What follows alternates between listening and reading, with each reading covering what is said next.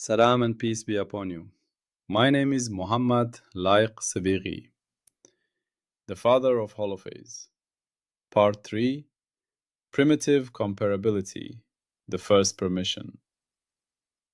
Let me tell you a story about how everything begins.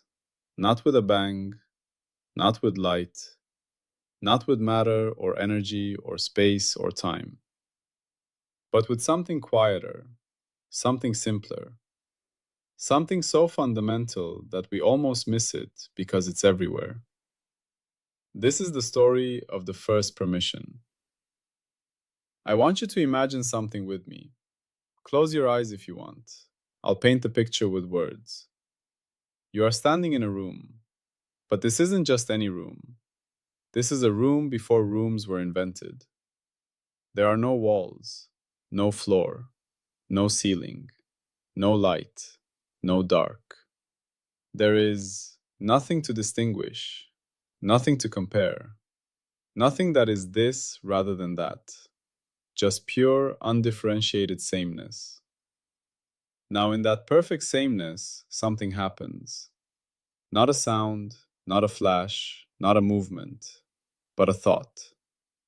The thought, what if things could be different? Not that they are different, not that they will be different, but that they could be different. That thought, that tiny spark of possibility, is where our story begins. That is primitive comparability. That is phi.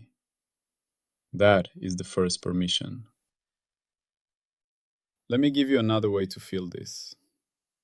Think of a master weaver's studio at dawn. The room is silent. The loom stands empty. Threads of every color wait in baskets. Wool, cotton, silk, each with its own texture, its own potential. The weaver has not yet arrived. The pattern book lies open to a blank page. The shuttle rests beside untouched threads.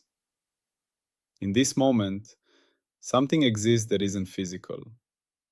The knowledge that wool differs from cotton, that crimson differs from indigo, that tight tension differs from loose.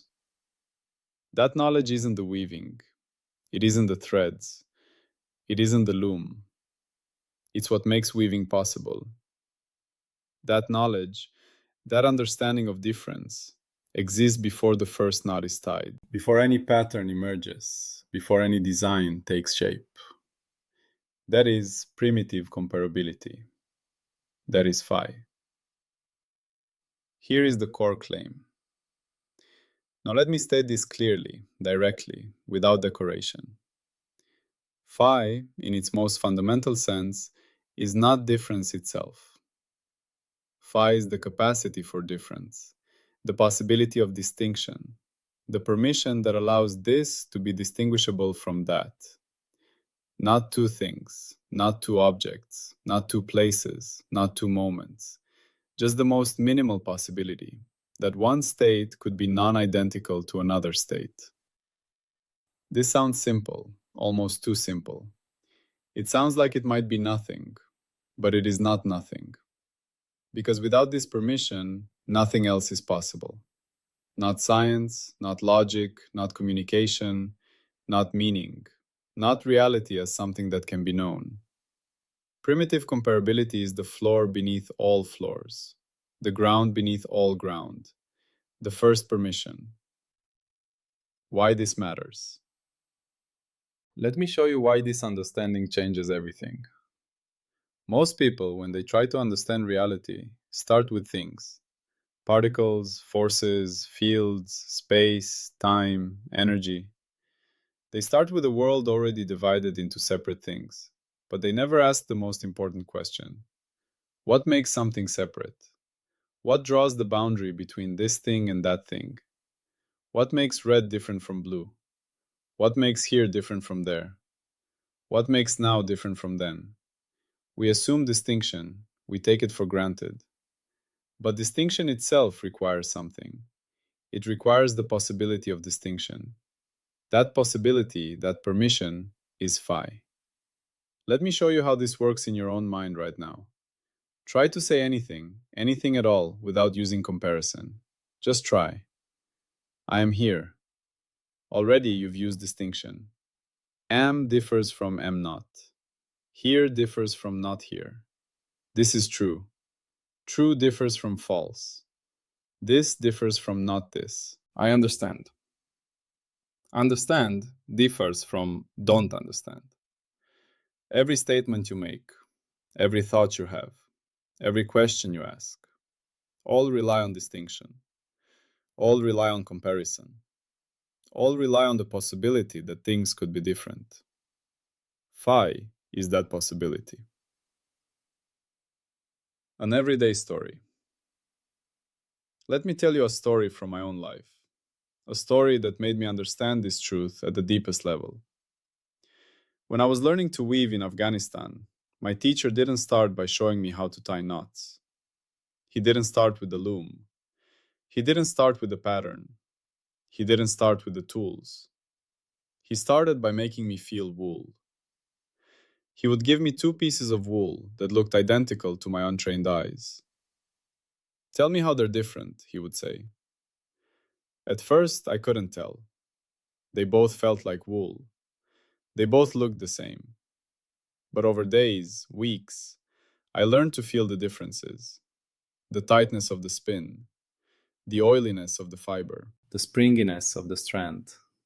I learned that wool from spring lambs is different from wool from autumn sheep.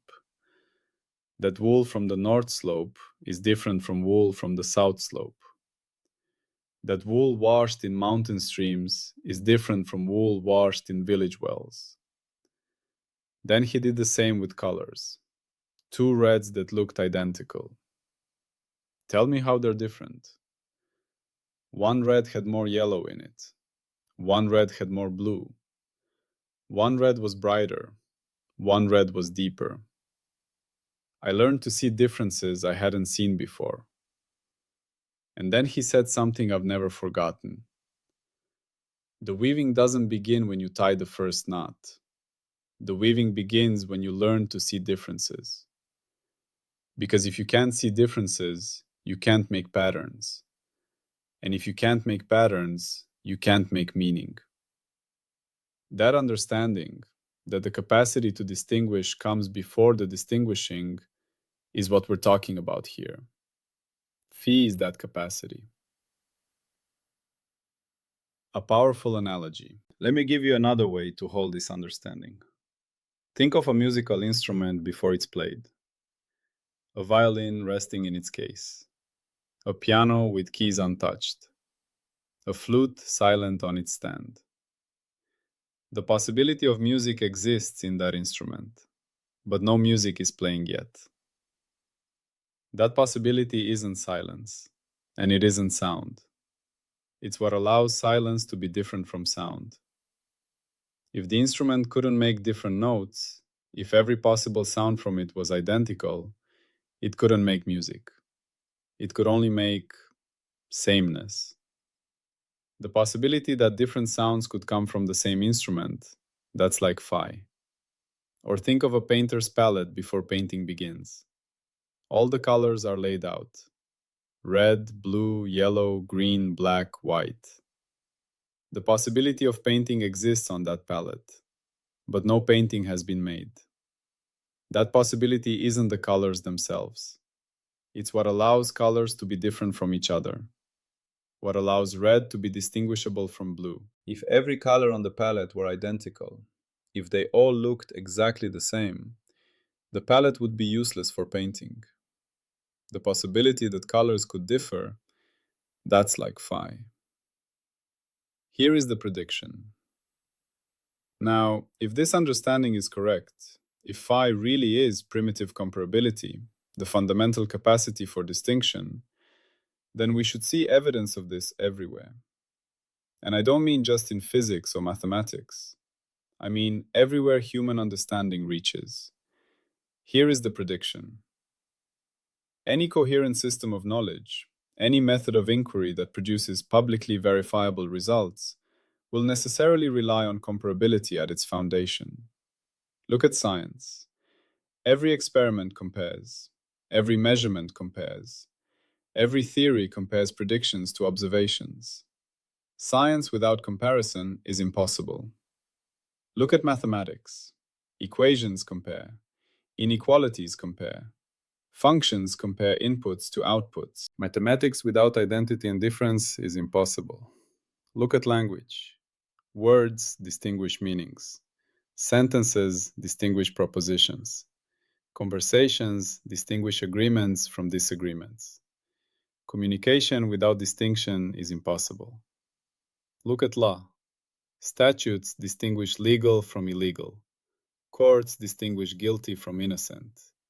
Justice distinguishes fair from unfair. Law without comparison is impossible. Look at ethics. Principles distinguish right from wrong. Values distinguish good from evil. Choices distinguish better from worse. Ethics without distinction is impossible. Everywhere human understanding reaches, comparability sits at the foundation. If phi is primitive comparability, then we should find its fingerprint in every domain of knowledge. And we do. That is the prediction. Here is the falsification. Now, let me be completely honest. I could be wrong about this. Any claim worth making must include a clear way it could be proven wrong. So here is exactly what would falsify this understanding. If someone could construct a complete, coherent system of public knowledge, a system where claims can be made, tested, verified, and shared, without ever using any notion of sameness or difference, then primitive comparability is not fundamental. Not a poetic description, not vague philosophy, not private intuition. A real operational system of public knowledge. A system where no identity conditions are used, no equivalence relations appear, no state discrimination occurs, no outcome distinction is made, no comparison of any kind is involved. And yet, this system still produces knowledge that can be shared, verified, and built upon by multiple independent observers.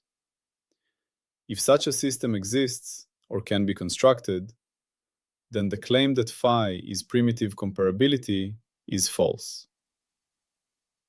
But here's what I want you to notice. The moment someone tries to present such a system, they face a deep problem. If they say, here is my system, they're distinguishing their system from other systems. If they say, this works, they're distinguishing working from not working.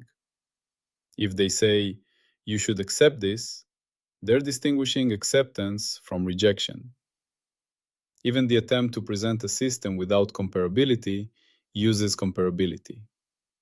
This isn't a linguistic trick.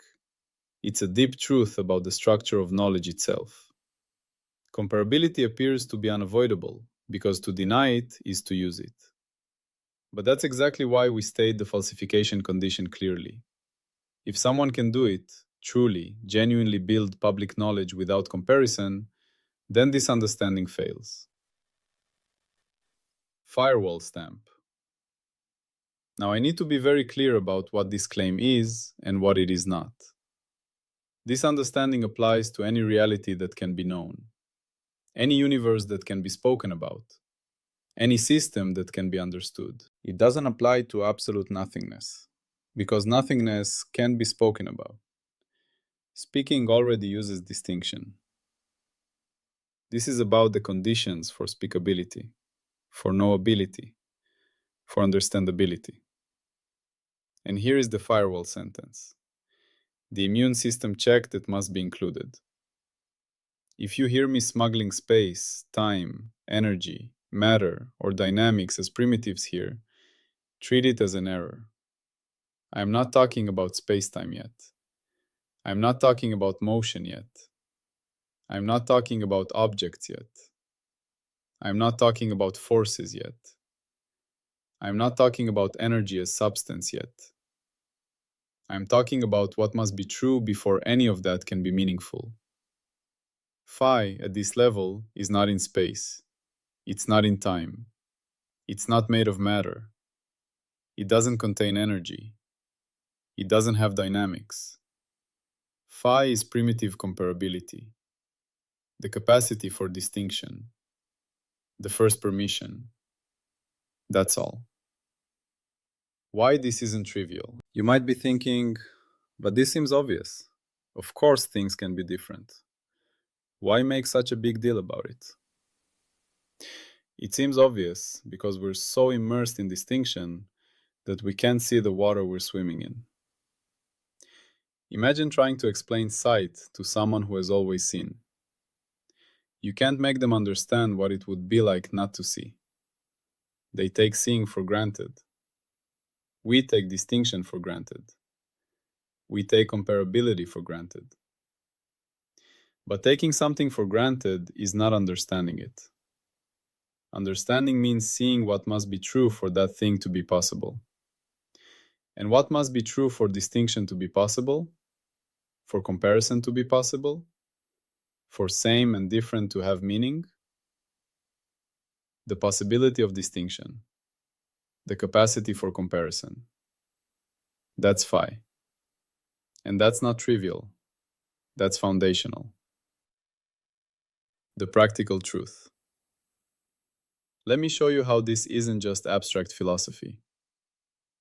Every time you make a decision, you're using comparability, choosing this over that, preferring this to that, valuing this more than that. Every time you learn something, you're using comparability, distinguishing correct from incorrect, separating signal from noise, differentiating pattern from randomness. Every time you communicate, you're using comparability, making your words different from silence, making your meaning different from misunderstanding, making agreement different from disagreement. The device you're using to listen to this right now, it works because of comparability. It distinguishes ones from zeros. It distinguishes signal from noise. It distinguishes this instruction from that instruction. The science that created that device works because of comparability. Experiments compare. Measurements compare. Theories compare predictions to observations. The society that supports that science works because of comparability. We distinguish true from false.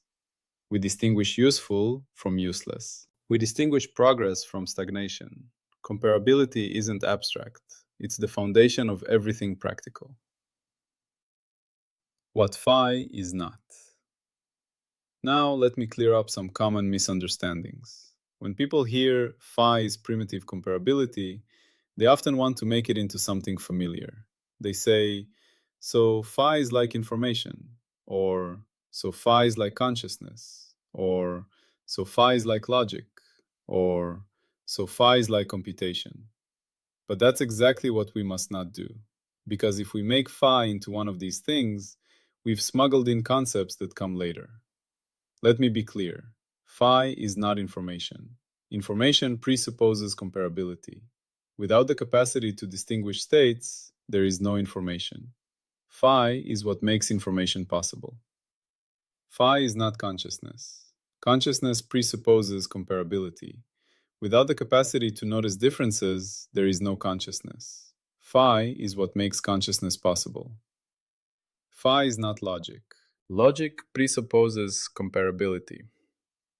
Without the concepts of identity and difference, there is no logic. Phi is what makes logic possible. Phi is not computation. Computation presupposes comparability.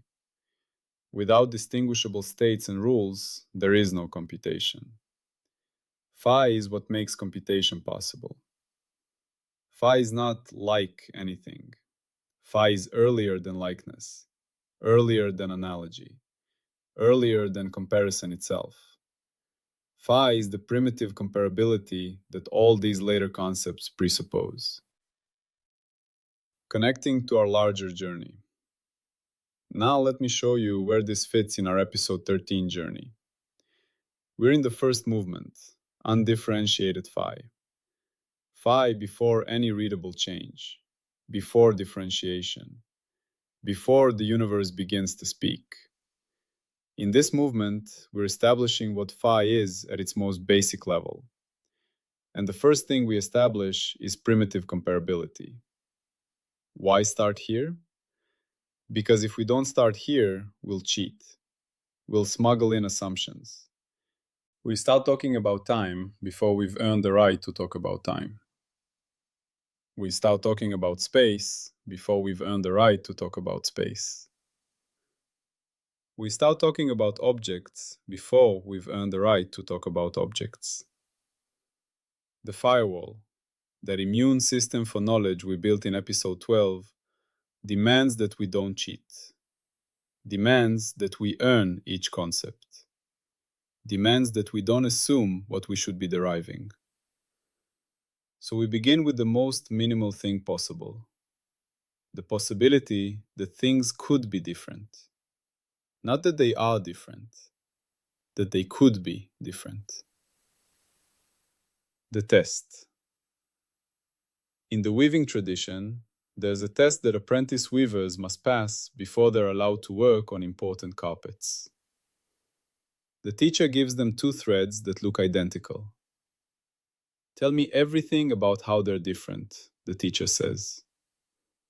The apprentice examines them, feels them, holds them to the light, and then the apprentice must describe every difference. Not just they're different, but how they're different, in what ways, to what degree. If the apprentice can't do this, if they can only say they're different without being able to say how, they fail the test. Because seeing that things are different is easy. Understanding how they're different is what matters. That's what we're doing here. We're not just saying phi is the capacity for distinction. We're understanding what that means, how it works, why it matters. We're passing the test. Now I want you to notice something important. We've been talking about primitive comparability, about the capacity for distinction. But we haven't yet distinguished anything specific. We haven't yet compared anything particular. We're still in the realm of possibility, still in the space of permission. This is intentional. Because if we rush from permission to action too quickly, we lose something essential. Think of it like this. Before a musician plays a note, there is a moment of preparation. The breath before singing. The stillness before the first chord. That moment isn't wasted time. It's what makes the music possible. That's where we are right now. The breath before the note. The stillness before the first distinction. Phi, at this level, is that breath, that stillness, that preparation. Scope and limits. Let me be precise about what this claim covers and what it doesn't. This understanding of phi as primitive comparability applies to any system where knowledge is possible, any reality where understanding can occur, any universe where truth claims can be made. It doesn't apply to states where knowledge is impossible, where understanding cannot occur, where truth claims cannot be made. This might sound circular, but it's actually deep. The claim phi is primitive comparability is itself a knowledge claim. It uses comparability. It distinguishes phi from other concepts. It distinguishes correct understanding from misunderstanding. So the claim applies to the very context in which it's made. This self-referential nature isn't a bug, it's a feature. It shows that comparability is unavoidable. Even in stating that comparability is fundamental, we're using comparability. That's not a contradiction, that's consistency. The listener carry. Now, let me give you one sentence to carry with you from this part. One understanding that will guide everything that follows. Phi is not the difference. Phi is the permission that makes difference possible. Hold that understanding. Carry it gently. Because everything we build from here, Every concept, every insight, every discovery rests on this foundation. When we talk about time emerging, remember, time requires distinction between moments, which requires the possibility of distinction, which is phi. When we talk about space emerging, remember, space requires distinction between locations, which requires the possibility of distinction, which is phi. When we talk about objects emerging, remember, objects require distinction between things, which requires the possibility of distinction, which is phi. When we talk about laws emerging, remember, laws require distinction between patterns, which requires the possibility of distinction, which is phi. Everything rests on this first permission. Preparation for what comes next. Now let me prepare you for our next step. We've established primitive comparability. We've established that phi is the capacity for distinction. But capacity alone doesn't give us a universe. Permission alone doesn't give us actuality. In our next part, we'll ask a deeper question. What happens when this capacity becomes active? When this permission is used? When distinction actually occurs? That's where things get really interesting. That's where we move from possibility to actuality, from permission to action, from undifferentiated phi to the first glimmers of differentiation. But we're not there yet. Right now, we need to sit with this understanding, need to let it settle, need to feel its truth in our bones. Because if we don't fully understand primitive comparability, everything that follows will be built on shaky ground. One final story. Let me end with one final story from the weaving tradition. When we would prepare for a major carpet, one that might take a year or more to complete, we would have what we called the silent week. For one entire week, we wouldn't touch the loom, wouldn't touch the threads, wouldn't speak about patterns or designs. We would simply sit with the materials, feel the wool, study the colors, contemplate the empty loom. Some people thought this was superstition. Some thought it was wasted time. But my teacher explained it this way. This week isn't about doing. It's about becoming ready to do. It's about aligning our understanding with what's possible. If we skip this week, the weaving will still happen, but it will lack depth. It will be pattern without meaning, design without soul. That's what we're doing right now in episode 13. We're in the silent week. We're sitting with the most fundamental understanding. We're becoming ready to build. Not just building a universe, but building the understanding of what makes a universe possible. The firewall check. Before we end, let me do one final firewall check. The claim. Phi is primitive comparability. The prediction. All coherent knowledge systems rely on comparability. The falsification. A complete public knowledge system without comparability. The scope. Any reality where knowledge is possible. And the mandatory sentence once more. If you hear me smuggling space, time, energy, matter, or dynamics as primitives here, treat it as an error. We are clean, we are disciplined, we are ready. The transition. So here we are. We have our first permission. We have primitive comparability. We have the understanding that phi is the capacity for distinction. Now we're ready to ask the next question. Ready to explore what happens when this capacity meets itself, when comparability becomes comparable, when the ground of distinction encounters its own nature. That journey begins in our next part. But for now, breathe. Hold the simplicity. Feel the profound truth of this first permission. And know that from this silent ground, everything will grow. Listener carry. Phi is not the difference. Phi is the permission that makes difference possible. What happens when permission becomes action? When capacity becomes actuality? That's where we go next. Always, peace be upon.